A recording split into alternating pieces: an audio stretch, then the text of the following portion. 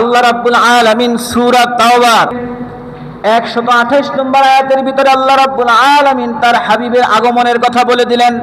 আল্লাহ রাব্বুল আলামিন বললেন, লাকাদ জাআকুম রাসূলুম মিন আনফুসিকুম আজিজুন আলাইহি মা আনিতুম হারিসুন আলাইকুম বিল মুমিনিনা রাউফুর রহিম। জবান খুলে বলেন না সুবহানাল্লাহ। আর একটু জোরে বলেন আল্লাহু আকবার। একদল ভাইরা বলে যে নবীর আগমনের কথা নাকি কোরআনে নাই। শুধু আপনার আমার নবীর আগমনের কথা কোরআনে আছে কি নাই দেখেন, এই সূরা তাওবার ভিতরে 128 নম্বর আয়াত আল্লাহ বলতেছেন যে লাকাদ জাআকুম রাসূলুম মিন আনফুসিকুম, যে আমি তোমাদের মধ্য থেকেই একজনকে আমি তোমাদের রাসূল হিসেবে, তোমাদের প্রতিনিধি হিসেবে আমি পাঠাইলাম। আর কি বলছেন যে মা আনিতুম হারিসুন আলাইকুম বিল মুমিনিনা রাউফুর রহিম, আর যাকে আমি রাসূল হিসেবে পাঠাইছি তারা তোমাদের যে সকল বিষয় কষ্টসাধ্য হয় এই সকল কষ্টের বিষয়গুলোতেও তিনি কষ্ট পান, আর তিনি এই উম্মতের প্রতি, তোমাদের প্রতি কি বলছেন যে বিল মুমিনিনা, মুমিনদের প্রতি রাউফুন স্নেহশীল, আর রহিমুন পরম অর্থাৎ দয়াশীল। সুবহানাল্লাহ বলেন।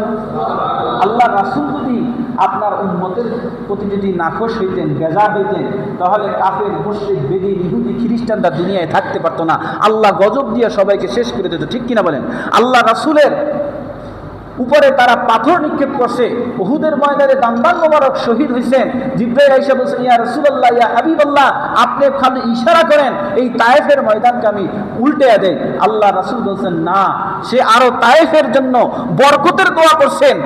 যারা যে সকল হাজী সাহেবরা হজ করতে গেছেন, পুরা আরবের ভিতরে সবচেয়ে ভালো ফল মূল আপনার হয় বা সেটা হলো তায়েফে, ঠিক কিনা বলেন?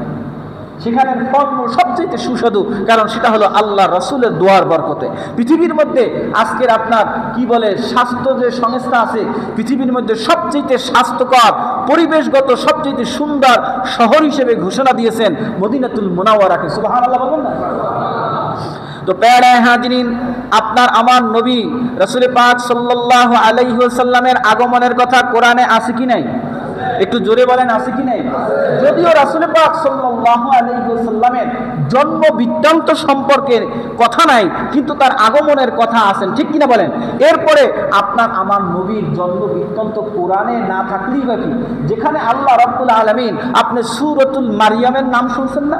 সূরা মারিয়ামের ভিতরে আল্লাহ রাব্বুল আলামিন একজন নবী পাঠিয়েছেন, যার নাম হলো নবী ঈসা রুহুল্লাহ আলাইহিস সালাম। ঈসা আলাইহিস সালামের কি বাবা আছে জোরে বলেন? একটু জোরে বলেন। বাবা আছে? বাবা নাই। সেই মারিয়াম আলাইহিস সালামের গর্ভে কিভাবে ঈসা আলাইহিস সালাম আসছেন, কিভাবে নুতফা, এই ঈসা আলাইহিস সালামের যে আপনার এটা নুতফাটা রেহেমের ভিতরে মারিয়াম আলাইহিস সালামের আপনার গর্ভের ভিতরে কিভাবে স্থাপন করছেন, তাকে কিভাবে জিবরাইল আলাইহিস সালাম জড়াইয়া ধরছেন, কি কি ঘটনা হয়েছে, কিভাবে আপনার ঈসা আলাইহিস সালাম একজন পিতা ছাড়া দুনিয়ায় মানুষ আসছেন, তার বর্ণনা যদি কোরআনুল কারীমে আল্লাহ নিজে স্বয়ং বর্ণনা করতে পারে, তাহলে আপনি আমি, আপনার আমার নবী, যাকে আল্লাহ না বানাইলে আসমান জমিন লৌহ কলম আরশ কুরসি তামাম পৃথিবীর তামাম সৃষ্টি জগতের কোনো কিছুই আমার আল্লাহ বানাইতেন না, সেই নবীর জন্ম বৃত্তান্ত আলোচনা করতে কি শরম লজ্জা আছে? একটু জোরে বলেন না, আছে কি নাই? আমার একদল ভাইরা বলে যে মিলাদুন নবী তো নবীর জন্ম বৃত্তান্ত, এটা আবার আলোচনা করে কেন? এটা তো একটা লজ্জার বিষয় না? কিন্তু লজ্জার বিষয় কিভাবে? কিন্তু আল্লাহ যেখানে মারিয়াম আলাইহিস সালামের গর্ভে একজন বাবা ছাড়া সন্তানকে দুনিয়ায় পাঠাইছেন, কিভাবে তার গর্ভে সন্তান গেছে, কিভাবে সে জন্ম, সেই ঈসা আলাইহিস সালামকে সন্তান প্রসব করছেন, ডেলিভারি করছেন, এই সম্পর্কে যদি সূরা মারিয়ামের ভিতরে আল্লাহ যদি বিস্তারিত আলোচনা করতে পারে, তাহলে আপনার আমার নবীর জন্ম বৃত্তান্ত আপনি আমি নবীর উম্মত হইয়া আলোচনা করতে কি কোনো লজ্জা আছে যদি বলেন? তাহলে নবীর জন্ম বৃত্তান্ত আলোচনা করা যাবে, ঠিক কিনা বলেন? এটা কি কোরআন দ্বারা আপনারা পাইছেন? একটু জোরে বলেন, পাইছেন না? নবীর আগমনের কথা কোরআনে আছে কি নাই? এরপরে আসেন, আপনি এখন বলবেন যে ভাই ঠিক আছে, আপনি নবীর জন্ম বৃত্তান্ত, আপনার নবী, আল্লাহর নবীর জন্মে একমাত্র একটা লোক, অনলি ওয়ান, একটা মানুষ বেজার হয়েছিল, সেই হলো শয়তান, ইবলিস। কে বলেন? ইবলিস। কারণ যখন আল্লাহর নবী দুনিয়া আসে, আল্লাহ রাব্বুল আলামিন রহমতের দরজা খুলে দিয়েছে, শয়তান তখন বেজার হয়ে গেছে। শয়তান ছাড়া ঈদে মিলাদুন নবীতে কেউ বেজার হয় না, একমাত্র শয়তান। আর শয়তানের গোষ্ঠী হলো ইহুদি জাতি। আর ওই ইহুদিদের যারা দালাল, ওই ইহুদিদের যারা অনুসারী, তারাই খালি বেজার হয় ঈদে মিলাদুন নবীর অনুষ্ঠানে, অন্য কেউ বেজার হয়। এরপরে আসেন, এখন ঈদ নিয়ে তাদের সমস্যা কি নিয়ে? ঈদ নিয়া তারা বলবে যে বছরে 2 ঈদ ছাড়া নাকি কোনো ঈদ নাই। ভাইরা, আপনি সূরা মায়েদা, নাম কি সূরা? পবিত্র কুরআনুল কারীমের একটা বড় সড় সূরা হলো সূরা মায়েদা। এই সূরা মায়েদার 114 নম্বর আয়াতের ভিতরে, সেখানে ঈসা আলাইহিস সালামের উম্মতের উপরে যে আল্লাহ রাব্বুল আলামিন যে খাজিনা, যে খাবার নাজিল করেছিলেন, এই সম্পর্কে বিস্তারিত আলোচনা করছেন এই 114 নম্বর আয়াতে। আর ওই যেদিনকার আল্লাহ রাব্বুল আলামিনের পক্ষ থেকে আসমান থেকে খাজিনা, যে আসমানি খাবার ঈসা আলাইহিস সালামের উম্মতদেরকে দান করেছিলেন, ওই দিনটাকে ঈদের দিন বলা হয়েছে। তাফসীরের ভাষায় কিসের দিন জোরে বলেন? একটু জোরে বলেন না, কিসের দিন? তাহলে বছরে 2টা ঈদ ছাড়া আর একটা ঈদ পাইছেন? একটু জোরে বলেন না, পাইছেন কিনা? এরপরে ভাইয়ের আমার, এখানে আর একটা বিষয়, সেটা হলো আপনি দেখবেন ঈসা আলাইহিস সালামের যেদিন দুনিয়ায় আসছিলেন, কি করছিলেন জোরে বলেন? দুনিয়ায় যে তিনি আসছেন, এই দিনটাকে খ্রিস্টানরা ওই ঈসা আলাইহিস সালামের যারা অনুসারী বলতে সঠিক না, যারা ঈসা আলাইহিস সালামকে আল্লাহর পুত্র মনে করে, মারিয়াম আলাইহিস সালামকে আল্লাহর স্ত্রী মনে করে, নাউজুবিল্লাহ বলেন, তারা ওই ঈসা আলাইহিস সালামের আগমনের দিনটাকে ঈদের দিন মনে করে। কিসের দিন মনে করে? ঈদের দিন। এবং তাফসীরেও সেটাকে ঈদের দিন হিসেবে বলা হয়েছে। এরপরে ভাইয়েরা আমার, আপনি দেখেন ঈদের দিন, এই জুমার দিনকে আমরা কি বলি? ঈদের দিন বলি না? জোরে বলেন না, এটাকে আমরা কিসের দিন বলি? ঈদের দিন বলি। এরপরে আপনি কুরআনুল কারীমের 65টা তাফসীর, কয়টা তাফসীর জোরে বলেন? 65টা তাফসীরের ভিতরে নবী আলাইহিস সালামের আগমনের দিনকে ঈদের দিন বলা হয়েছে। সকল নবী আলাইহিস সালাম এর উম্মতের জন্য তাদের নবীর আগমনের দিনটা হলো আপনার ঈদের দিন। সুবহানাল্লাহ বলবেন না? এরপরে ভাইয়েরা আমার, আল্লাহর নবীর জলিলুল কদর সাহাবী হযরত ওমর ফারুক রাদিয়াল্লাহু তাআলা আনহুর কাছে এক জনৈক ইহুদি পণ্ডিত আসলেন, যেটা আপনার সহিহ বুখারীর 1ম খণ্ড 11 নম্বর পৃষ্ঠার ভিতরে আপনি হাদিসটা পাবেন। বুখারী শরীফ 1ম খণ্ডের কত নম্বর পৃষ্ঠা ধরে বলেন? 11 নম্বর পৃষ্ঠার ভিতরে আপনি এই হাদিসটা পাবেন যে ওমর রাদিয়াল্লাহু তাআলা আনহুর কাছে আয়েশা, ওই ইহুদি পণ্ডিত বলতেছে, হে ওমর, তোমার ধর্মের ভিতরে এমন একটা দিন আছে, যেই দিনটা যদি আমরা পাইতাম তাহলে আমরা ওই দিনটাকে ঈদের দিন হিসাবে আমরা পালন করতাম। তুমি কি জানো ওই দিনটা কোন দিন? ওমর ফারুক রাদিয়াল্লাহু তাআলা আনহু বললেন, লাম তাখাযনা যালিকাল ইয়াউমা ঈদান, যে হে ভাই, আমি জানি ওই দিনটা তো 2 ঈদের দিন। আল্লাহু আকবার বলেন না? বলতেছেন কোন দিন? বলছে 2 ঈদের দিন। কোনটা? বলছেন আল্লাহ রাব্বুল আলামিন যেই দিন আল্লাহর হাবিবের উপরে দিনকে পরিপূর্ণ করে দিয়েছেন, আল্লাহ রাব্বুল আলামিন যেই দিন এই আয়াত নাজিল করছেন সূরা মায়েদার 3 নম্বর আয়াত, যে আল ইয়াউমা আকমালতু লাকুম দীনাকুম ওয়া আতমামতু আলাইকুম নি'মাতি, এই আয়াত যেদিন আল্লাহ রাব্বুল আলামিন নাজিল করছেন, ওই দিনটা যদি ওই ইহুদি বলতেছে যে আমরা যদি পাইতাম তাহলে ঈদ হিসেবে পালন করতাম। এর উত্তরে আপনার ওমর রাদিয়াল্লাহু তাআলা আনহু বলছেন যে হে ভাই শোনেন, আপনি তো ওই দিনটাকে তো শুধু ঈদ হিসেবে পালন করতেন, কিন্তু ওই আয়াত যেদিন নাজিল হয়েছে ওইটা হলো 2 ঈদের দিন। এক তো ওই আয়াতটা নাজিল হয়েছে ইয়াউমে আরাফার দিন, আর ওই দিন ছিল জুমাবার দিন। আল্লাহু আকবার বলবেন না? কোরআন হাদিসের বাহিরে কতগুলো ঈদ পাইলেন বলেন? একটু জোরে বলেন না? এই তো 8-10টা ঈদের আমি প্রমাণ দিলাম। তাহলে আপনার আমার নবীর জন্মের দিনকে যদি ঈদের দিন বলা হয় তাহলে সমস্যা কোথায়? আল্লাহর নবীর একজন উম্মত হিসেবে আল্লাহর নবীর আগমনে আমরা খুশি নেবে না? এখন ওমরা দলিল দেয় যে আল্লাহ রাসূল তো এই 12ই রবিউল আউয়ালে উনি দুনিয়া থেকে বিদায় নিয়েছেন। আল্লাহ রাসূলের জন্মদিন যে 12 তারিখ, এইটার সঠিক ইতিহাস অনেক তেই মানে বলতে পারে না। কেউ বলে 8 তারিখ, কেউ বলে 9 তারিখ, কেউ বলে 11 তারিখ, কেউ বলে 12 তারিখ। এখানে মতভেদ আছে, কিন্তু মৃত্যুবার্ষিক ওফাতের দিনটা 12 তারিখ এইটা সবাই জানে। কিন্তু ভাইরা, আপনার আমার, যেমন আমার বাবা নাই, আমাদের এখানে অনেকেরই মা নাই, বাবা নাই। মা বাবা মারা গেলে পৃথিবীতে মা বাবার সাথে আপন কেউ আছে? মা বাবা মারা গেলে তার শোক কয়দিন পালন করেন? 3 দিন 3 রাত, ঠিক কিনা বলেন? আর পৃথিবীতে সর্বোচ্চ শোক পালন করে যদি কোনো স্বামী মারা যায় তাহলে স্ত্রী 4 মাস 10 দিন, ঠিক না? এর চাইতে বড় শোক আর আছে পৃথিবীতে? আপনি কোরআন, হাদিস, ইজমা, কিয়াসের ভিতরে 4 মাস 10 দিনের উপরে কারো কোনো শোক আছে? জোরে বলেন, একটু জোরে বলেন, কি আসেনি? কারণ নবী পাক, আপনার আমার নবী, নবীগুলো মুহাম্মদুর রাসূলুল্লাহ সাল্লাল্লাহু আলাইহি ওয়াসাল্লাম 1500 বছর পূর্বে তিনি দুনিয়া থেকে বিদায় নিয়েছেন। দুনিয়ার ইহকালীন জীবনকে তিনি পরিসমাপ্তি ঘটাইছেন। অতএব তার শোক কি এখনো থাকার কথা? একটু জোরে বলেন না, তার শোক কি এখনো থাকবে? তার শোক নেই, কিন্তু তার আগমনে খুশি আছে, ঠিক কিনা বলেন? একটু জোরে বলেন না। কারণ আল্লাহ তো কোরআন হাদিসের ভিতরে, ইজমা কিয়াসের মাধ্যমে আপনি জানবেন যে ইসলামের ভিতরে সর্বোচ্চ শোক হইল 4 মাস 10 দিন, সেই তাও স্ত্রী। অথচ মা বাবা সন্তান মারা গেলে সর্বোচ্চ শোক থাকে 3 দিন, ঠিক কিনা বলেন? অতএব শোক তো আর চিরস্থায়ী থাকে না, কিন্তু সুখ শান্তি যেটা খুশি, ঈদ, এটা কিন্তু সারা জীবন থাকে, ঠিক কিনা বলেন?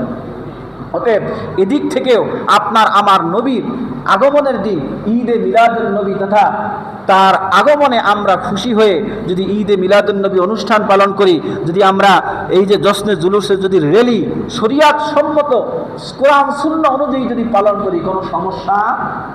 একটু জোরে বলেন না, আসেনি?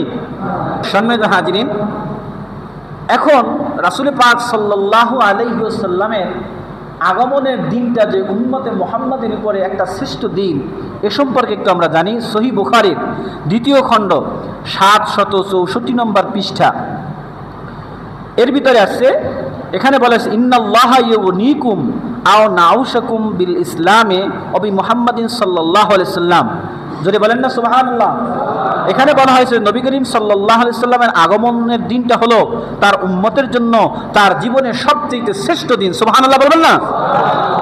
অতএব জীবনের একটা শ্রেষ্ঠ দিনে আল্লাহ নবীর উপরে কিছু কি বলেন দুরূদ ও সালাম পেশ করা, নবীর প্রতি মহব্বত করে এই ঈদে মিলাদুন নবী অনুষ্ঠান বা জশ্নে যেটাই আপনি করেন, এটা করলে কি পাপ হইবে না সওয়াব হইবে? জোরে বলেন না। এরপরে আসেন, সহিহ মুসলিম শরীফের 368 নম্বর পৃষ্ঠার ভিতরে আছে, আবু কাতাদা রাদিয়াল্লাহু তাআলা থেকে হাদিস কানা বলে, সুইরা রাসূলুল্লাহ সাল্লাল্লাহু আলাইহি সাল্লাম আন সৌমে ইয়াউমুল ইসনাইনে ফিহি উলিদতু। যে রাসূল পাক সাল্লাল্লাহু আলাইহি সাল্লাম বলেন যে আল্লাহ রাসূল সাল্লাল্লাহু আলাইহি সাল্লামের আগমনের দিন আল্লাহ রাসূল সাল্লাল্লাহু আলাইহি সাল্লাম কি করতেন? রোজা রাখতেন। জোরে বলেন না, কি করতেন? রোজা রাখতেন। এজন্য আল্লাহ রাসূল সাল্লাল্লাহু আলাইহি ওয়াসাল্লামের সাহাবায়ে কেরামগণ তারাও কি করতেন? এই দিনে রোজা রাখতেন। কি করতেন? রোজা রাখতেন। আপনার হাদিসের ভিতরে আছে, রাসূল পাক সাল্লাল্লাহু আলাইহি সাল্লাম একদিন তার হুজরে মুবারক থেকে বের হলেন। বের হওয়ার পরে তিনি দেখতেছেন সাহাবায়ে কেরামগণ একত্রিত হইয়া নবীর উপরে দুরূদ ও সালাম পেশ করতেছেন, নবীর উপরে দুরূদ পড়তেছেন। আল্লাহ রাসূল সাল্লাল্লাহু আলাইহি সাল্লামের জীবনের বিভিন্ন দিক নিয়ে তারা আলোচনা করতেছেন। কেউ খুরমা খেজুর ছিটাইতেছেন, কেউ খোশ গল্প করতেছেন, খুশিতে তারা মাতোয়ারা। আল্লাহ রাসূল বললেন যে হে আল্লাহর বান্দাগণ, তোমাদের এখানে কিসে তোমাদেরকে একত্রিত করছেন? সাহাবায়ে কেরাম উত্তর দিলেন, ইয়া রাসূলুল্লাহ, ইয়া হাবিবাল্লাহ, আমরা আজকে এখানে উপস্থিত হয়েছি এই দিনে আল্লাহ রাব্বুল আলামিন আমাদের উপরে দয়া করে আপনাকে দুনিয়ায় পাঠাইছিলেন, এজন্য আপনার আগমনের কারণে আমরা এখানে খুশি হইয়া একত্র হয়েছি। আমরা আপনার জীবনের বিভিন্ন দিক আলোচনা করতেছি, আপনার উপরে দুরূদ ও সালাম পেশ করতেছি। আল্লাহ রাসূল বললেন, ও আমার সাহাবীরা, এর চাইতে উত্তম কাজ আর হতে পারে না। আল্লাহু আকবার বলবেন না? আল্লাহ রাসূলের জন্মদিনে সাহাবীরা আনন্দ প্রকাশ করছেন, তার উপরে দুরূদ ও সালাম পেশ করছেন, আল্লাহ রাসূলের জীবনী নিয়ে আলোচনা করছেন। এটা আল্লাহর রাসূল শুনে দেখে বলছেন যে এর চাইতে ভালো কাজ আর থাকতে পারে না। আল্লাহু আকবার বলবেন না? তা আল্লাহর রাসূল, এটা সহিহ হাদিস, সহিহ ইবনে হিব্বানের হাদিস। অতএব এই হাদিসকে আপনার আমার অস্বীকার করার কোনো সুযোগ নেই। তা আল্লাহর রাসূল যদি আল্লাহর রাসূলের আগমনে যদি তিনি অনুষ্ঠানে খুশি হয়ে থাকেন, তাহলে আপনার আমার আল্লাহ রাসূলের আগমন উপলক্ষে যদি অনুষ্ঠান করি, এটা কি বৈধ হইবে না অবৈধ হইবে বলেন? এরপরে আসেন, আপনি এরপর বলবেন ঠিক আছে আপনি যান, আপনি আল্লাহ রাসূলের জীবন বৃত্তান্ত আলোচনা করবেন, করেন, কিন্তু এই মিলাদ টিলাদ আবার করেন না। এখন মিলাদ অর্থই তো জন্ম বৃত্তান্ত। মিলাদ অর্থ কি একটু জোরে বলেন না? জন্ম বৃত্তান্ত। এই মিলাদুন্নবী মাহফিল যে আমরা করি বা মিলাদ পড়ি, আপনি তারা একটা কথা বলে পৃথিবীর কোনো কিতাবে নাকি মিলাদ শব্দ নাই, মিলাদুন্নবী নাই। কিন্তু আপনি দেখেন, আপনি জানেন আল্লাহ রাব্বুল আলামিনের কুরআনুল কারীমের পরে আল্লাহর রাসূল সাল্লাল্লাহু আলাইহি সাল্লামের হাদিসের সবচেয়ে গ্রহণযোগ্য কিতাব হলো 6খানা, যেটাকে বলা হয় সিয়াসিত্তা। যেটাকে কি বলা হয়? সিয়াসিত্তা। বুখারী, মুসলিম, তিরমিজি, আবু দাউদ, নাসাই, ইবনে মাজাহ, এই 6খানা কিতাবের অন্যতম কিতাব হলো তিরমিজি। নাম কি একটু জোরে বলেন? যেই কিতাবটা সহিহ এবং জামে, সহিহ এবং জামে, যেই কিতাবটা সম্পর্কে বলা হয়েছে যে এই তিরমিজি শরীফের প্রত্যেকটা হাদিস সহিহ, এই সহিহ এবং জামে, এই তিরমিজি কিতাব, যেই তিরমিজি কিতাবের যিনি লেখক ইমাম তিরমিজি রহমাতুল্লাহ আলাইহি, কত আলা দরজার তিনি মুহাদ্দিস ছিলেন, মুস্তাহিদ ছিলেন, যে ইমাম তিরমিজি রহমাতুল্লাহ আলাইহি 4.5 লক্ষ হাদিস তার মুখস্থ ছিলেন। আল্লাহু আকবার বলবেন না?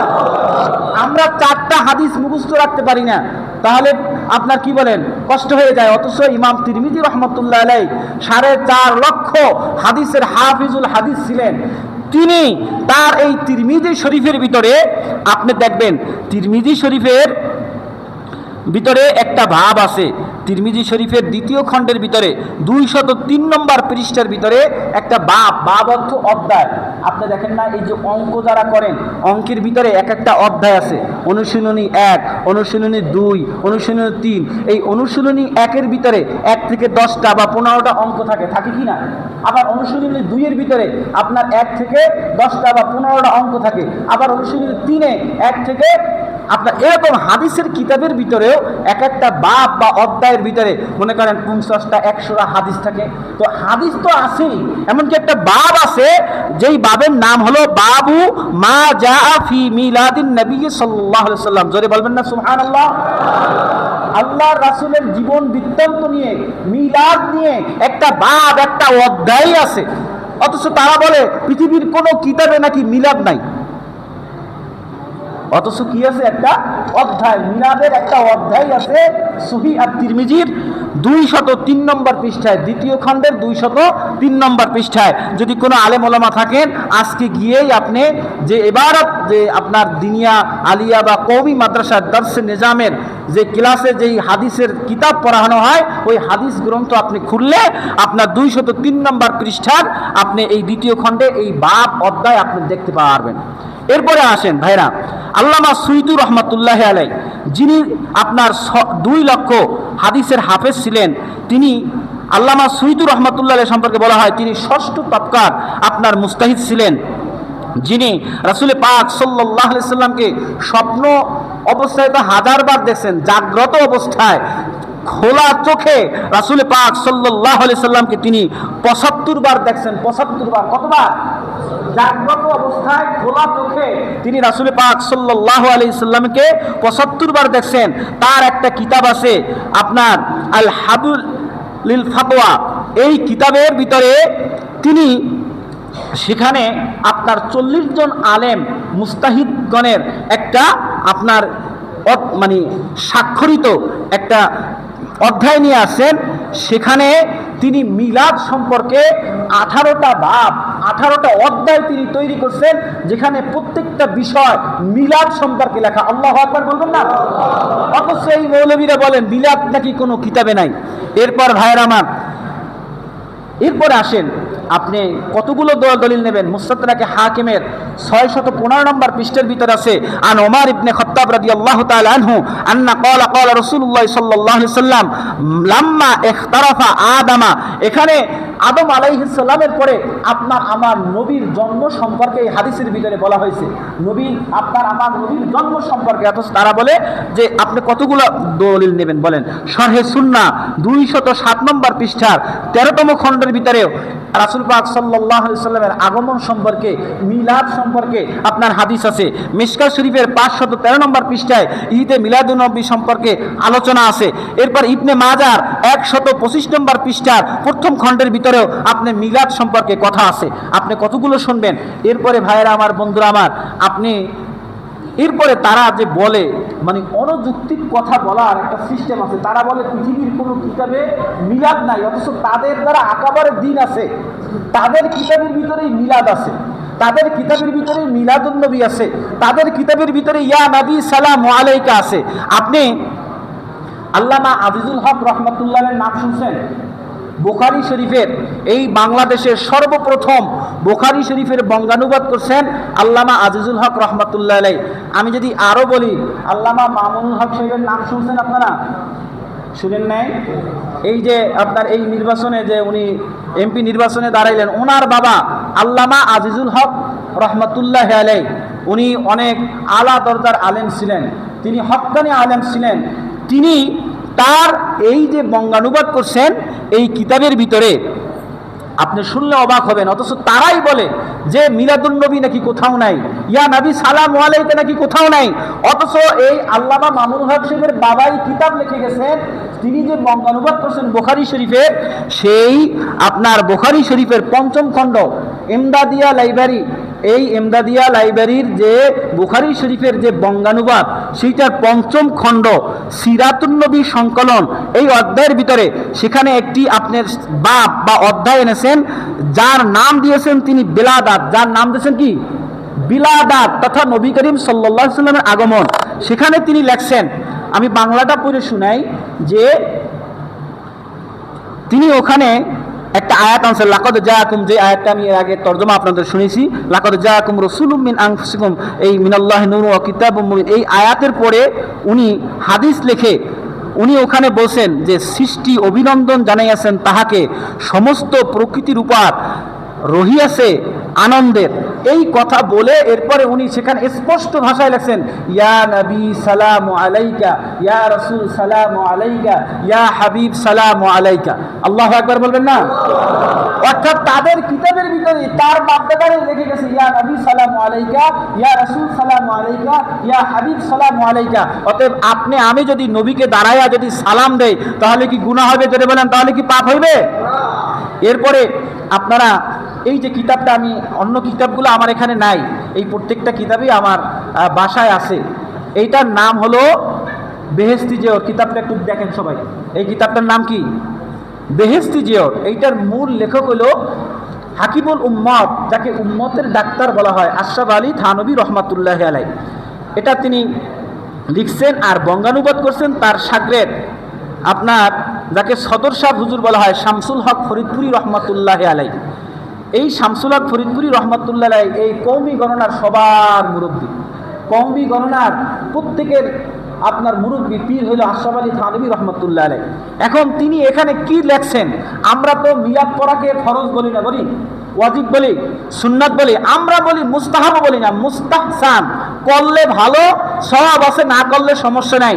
অথচ এই আশরাফ আলী থানভী রহমাতুল্লাহ আলাইহি, এই আপনি দেখেন এখানে, এই আপনি যদি কিতাব দেখেন, আপনার এই কিতাবের ভিতরে এখানে আপনার এই যে ইমদাদিয়া লাইব্রেরির কিতাবের ভিতরে 6ষ্ঠ খণ্ড 2য় বইলম সিরাত পাকের আলোচনার ভিতরে 221 নম্বর পৃষ্ঠার ভিতরে এখানে স্পষ্ট লেখা আছে। কি লেখছেন জানেন? আমি পড়ে আপনাদের শুনাই। এই যে দেখেন, এখানে আমি সবুজ কালি দিয়া আন্ডারলাইন করে রাখছি। উনি কি লেখছে এটা একটু শুনে পড়েন। হুজুর পাক সাল্লাল্লাহু আলাইহি সাল্লামের জীবন বৃত্তান্ত ব্যাপকভাবে পাঠ করা, শ্রবণ করা, আলোচনা, চিন্তা করা প্রত্যেকটি লোকেরই একান্ত প্রয়োজন। একান্ত প্রয়োজন বোঝেন, যেটাকে ফরজ বলা হয় সেটাই হলো একান্ত প্রয়োজন। ফরজ ছাড়া একান্ত প্রয়োজন কোনো জিনিস না। একান্ত প্রয়োজন বলছেন যে আল্লাহ রাসূলের জীবন সম্পর্কে আলোচনা করা, এটা একান্ত প্রয়োজন বলছেন, বলতে এটা ফরজ বলছেন। কি বলছেন? এখানে লেখা আছে, আপনার সন্দেহ হইলে আপনি আমার আলোচনা করে দেখে নিন। এরপরে কি বলছেন শুনেন। কারণ আল্লাহ পাক মানব সম্প্রদায়ে হেদায়েতের জন্য যে কোরআন নাজিল করেছেন, সে কোরআনের আসল ব্যাখ্যা ও বাস্তব প্রমাণ হলো হুজুরের জীবনের মধ্যে। সুবহানাল্লাহ বলবেন না? অর্থাৎ কোরআনুল কারীমের বাস্তব নমুনা হলো আল্লাহর রাসূলের জীবন। সুবহানাল্লাহ বলবেন না? এরপর বলছেন, খেয়াল করে শুনেন, তার মানে নবী করিম সাল্লাল্লাহু আলাইহি ওয়াসাল্লামের জীবন চরিত আলোচনা করার পবিত্র বৈঠক বা মাহফিলকে কেউ মিলাদ মাহফিল, কেউ কি বলে? মিলাদ মাহফিল বলে, আবার কেউ সিরাত মাহফিল বলে। মূলত উদ্দেশ্য ও লক্ষ্য সকলের এক ও অভিন্ন। অর্থাৎ আপনি এই আল্লাহ রাসূল সাল্লাল্লাহু আলাইহি ওয়াসাল্লামের যে জীবন বৃত্তান্ত আলোচনাকে আমরা বলি মিলাদুন্নবী মাহফিল, ঈদে মিলাদুন্নবী, কেউ এটাকে বলে সিরাতুন্নবী। তিনি বলছেন যে লক্ষ্য উদ্দেশ্য এক। এরপর বলছেন বিষয়ের মধ্যে কোনো পার্থক্য নেই, দ্বিমত শুধু শাব্দিকের। এদিক দিয়ে চিন্তা করলে মাহফিলে মিলাদ অনুষ্ঠান আয়োজনে কোনো বাধা বা দ্বন্দ্বের প্রশ্নই আসে না। তিনি কি বলছেন যে আপনি সিরাতুন্নবী করেন, মিলাদুন্নবী মাহফিল করেন, আপনি আল্লাহ রাসূলকে বসে বসে সালাম দেন, দাঁড়াইয়ে দাঁড়িয়ে সালাম দেন, যা দেন, কোনো সমস্যা নাই। এই অনুষ্ঠান যেই পন্থাই করেন, যেই নামেই করেন, কোনো সমস্যা নাই, যে যার মতো করবেন। এরপর বলছেন বরং প্রিয় নবীর ভালোবাসা লাভ এবং তার জীবন চরিত্র জানার ইচ্ছায় মুসলমানদের ঘরে ঘরে, কোথায় একটু জোরে বলেন, কোথায়? ঘরে ঘরে, দোকানে দোকানে এবং অন্যান্য ব্যবসা কেন্দ্রে তথা সর্বাবস্থায় শুধু রবিউল আউয়াল মাসে নয়, বরং মাসে মাসে, সপ্তাহে সপ্তাহে এই পবিত্র মাহফিল অনুষ্ঠান হওয়া খুবই জরুরি। জোরে বলেন, কি বলছে? খুবই জরুরি। কি বলছে? জোরে বলেন, খুবই জরুরি। জরুরি মানে কি? জোরে বলেন তো। ফরজ ছাড়া ইসলামের ভিতরে আবশ্যক বা জরুরি কোনো বিষয় আছে যেটা করতেই হবে? তাহলে আমরা তো কেউ বলি না যে মিলাদ পড়া ফরজ, ওয়াজিব, সুন্নাত, আমরা বলি মুস্তাহসান, মুস্তাহাব। অথচ তাদের আকাবার দিন আপনার কি বলেন আশরাফ আলী থানভী রাহমাতুল্লাহ আলাইহি লিখছেন, তার শাগরেদ, তার মুরিদ আপনার সদর শাহ হুজুর আপনার শামসুল হক ফরিদপুরি রাহমাতুল্লাহ আলাইহি, তিনি লিখছেন, তিনি লিখে গেছেন কি মিলাদ মাহফিল ঘরে ঘরে, দোকানে দোকানে, ব্যবসা প্রতিষ্ঠানে, শুধু রবিউল আউয়াল মাসে না, প্রত্যেক মাসে মাসে, প্রত্যেক সপ্তাহে সপ্তাহে, প্রত্যেক দিনে, সব জায়গায় করা একান্ত জরুরি। আল্লাহু আকবার বলবেন না? এখন আপনি কি মনে করেন, এখন এই যারা ফাঁকা আওয়াজ ছাড়ে, বুলি ছাড়ে, তারা কি সঠিক পথে আছে না ভুল পথে আছে? একটু জোরে বলেন না, কিসে আছে? আমরা যারা এই ঈদে মিলাদুন্নবী পালন করি বা এই আল্লাহর নবীকে দাঁড়ায়া সালাম জানাই, আমরাই সঠিক পথে আছি, ঠিক কিনা বলেন? এখন আরেকটু কথা বলি, এই ঈদে মিলাদুন্নবীর অনুষ্ঠানটা আপনারা বিশেষ করে পাড়া মহল্লায় মসজিদ ভিত্তিক হয়ে থাকে, ঠিক না?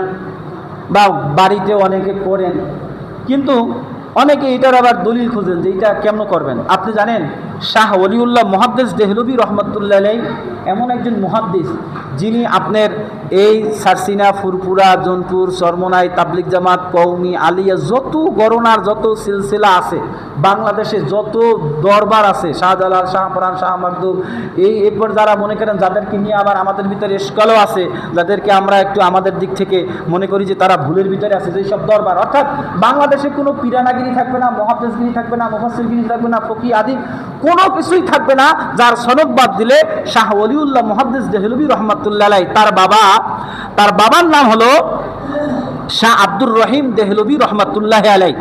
তিনি এই যে তার একটা কিতাব আছে, যে সেখানে তিনি লেখছেন যে তিনি প্রতি বছর মিলাদুন্নবীর আয়োজন করতেন, কিন্তু একটা সময় আসলো যে তিনি দেখতেছেন যে তার ঘরে বা তার কাছে এমন কোনো সম্পদ নাই যে তিনি মিলাদুন্নবীর আয়োজন করবেন। এরপরে তিনি কি করলেন, তার ঘরের ভিতরে বা বাহির থেকে কিছু ছানা বুট আছে না, যেটাকে আমরা বুট বলি, এই বুট তিনি নিয়ে আইসা সেদ্ধ কইরা, শুধু সেদ্ধ করছে, সেদ্ধ কইরা এই কিছু গরিব অসহায় মানুষদেরকে ওই বুট বিতরণ করে দিয়েছে। তিনি ওদিনকার রাত্রে স্বপ্নে দেখতেছেন যে আল্লাহ রাসূল সাল্লাল্লাহু আলাইহি সাল্লাম সহ তার 100 লক্ষ সাহাবাইকে নিয়ে আশারায়ে মুবাশশারা সদস্যদেরকে নিয়ে, 4 খলিফাদেরকে নিয়ে তিনি এক মজলিসে বসা। আর ওই আব্দুর রহিম দেহলভী রহমাতুল্লাহ আলাইহি তিনি যে সানাবুট যে আপনার সবাইকে দিয়েছিলেন, অসহায় মানুষদেরকে, সেই সানাবুট খাইতেছেন আর তাকে বলতেছেন, আব্দুর রহিম তোমার ওই অনুষ্ঠানটা আমার খুব পছন্দ হয়েছে। আল্লাহু আকবার বলবেন না? এখন তিনি যদি এই সামান্য ইবাদত করে যদি আল্লাহ রসুলের ভালোবাসা পেয়ে থাকেন, তাহলে এই অনুষ্ঠান আপনার আমার করার দরকার আছে কি নেই? আপনারা মসজিদ মাদ্রাসা নিজের বাড়িতে ঘরেতে করবেন যার যার তৌফিক অনুযায়ী। তো এখানে এই মসজিদে আমাকে বলা হয়েছে যে এই আগামী 26 তারিখ বুধবার দিন আপনার মাগরিবের পরে আপনার জিকির আজকার, এবারে ঈদে মিলাদের মধ্যে আলোচনা হবে, ঈশার নামাজ পড়া দোয়া মিলাদ হবে। তো আপনারা থাকবেন, থাকার চেষ্টা করবেন। আর বিশেষ করে আপনারা নিজ আঙ্গিকে আপনার শাহ ওলিউল্লাহ মুহাদ্দিস দেহলভী রহমাতুল্লাহ আলাইহি তার মাদারিজুন নবুওয়া কিতাবের ভিতরে লেখছেন, কোনো ব্যক্তি যদি আল্লাহ রাসূলের আগমনে খুশি হইয়া তার বাড়িতে ঘরে যদি মিলাদ মাহফিলের আয়োজন করে, সে আর ওই আয়োজনে যদি আল্লাহ রাসূল সাল্লাল্লাহু আলাইহি সাল্লামের খুশিতে আগমনে খুশি হইয়া যদি কিছু তাবারক বিতরণ করে, মনে হয় যেন আল্লাহ রাসূল তার ঘরে স্বয়ং হাজির হয়ে যায়। আল্লাহু আকবার বলবেন না? অতএব আপনারা আল্লাহ রাসূলের আগমনের মাসে আল্লাহ রাসূলের আগমনে খুশি হইয়া প্রত্যেকের বাড়িতে আপনি যা পারেন আপনার মহল্লার বা আপনার এলাকার একজন হুজুরকে নিয়ে বলবেন, হুজুর একটু মিলাদ করে দেন। আপনি কি তার কি আপনার হাজার হাজার টাকা খরচ হবে? অনেক খরচ হইবে না। আপনি মিলাদটা পড়বেন, পড়লে কি হবে জানেন? মাদারিজুন নবুওয়াত কিতাবের ভিতরে আছে যে কারো ঘরে যদি মিলাদ করা হয়, তাওয়াল্লুদ করা হয়, ওই ঘরে হাম, বসন্ত, কলেরা, ডায়রিয়া হয় না। ওই রোগে বড় কোনো রোগে আক্রান্ত হয় না, জিন বদ জিনের আসর ওই ঘরে হয় না। তো যাই হোক, এই আমলগুলো করার চেষ্টা করবেন। আল্লাহ রাব্বুল আলামিন যেন আপনাকে আমাকে সকলকে যেন ঈদে মিলাদুন নবীর যে